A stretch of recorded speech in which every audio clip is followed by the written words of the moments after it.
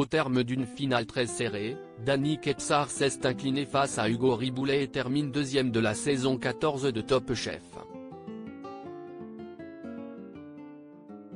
Au-delà du verdict, la soirée ne s'est pas vraiment déroulée comme il l'imaginait, comme il nous l'a révélé au cours d'un entretien qu'il nous a accordé. Qui dit finale de Top Chef dit épreuve grandiose.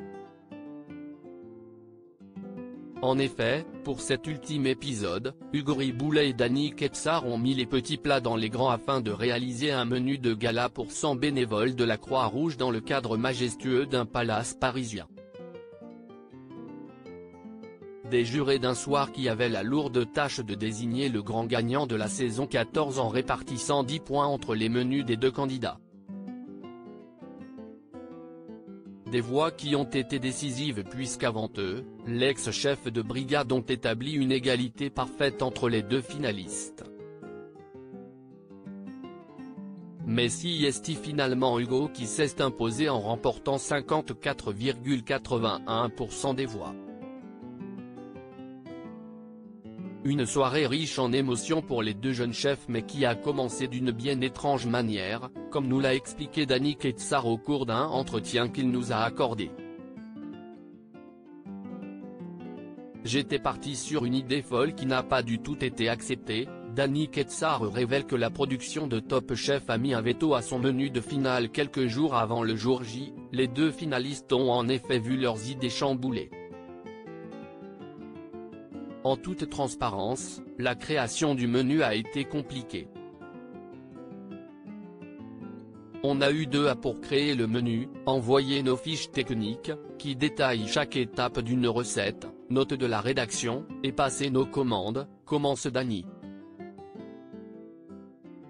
Moi, j'étais parti sur une idée folle qui n'a pas du tout été acceptée. C'était de travailler le homard de la queue à la tête, la queue sur l'entrée, les pinces sur le plat et la tête en dessert.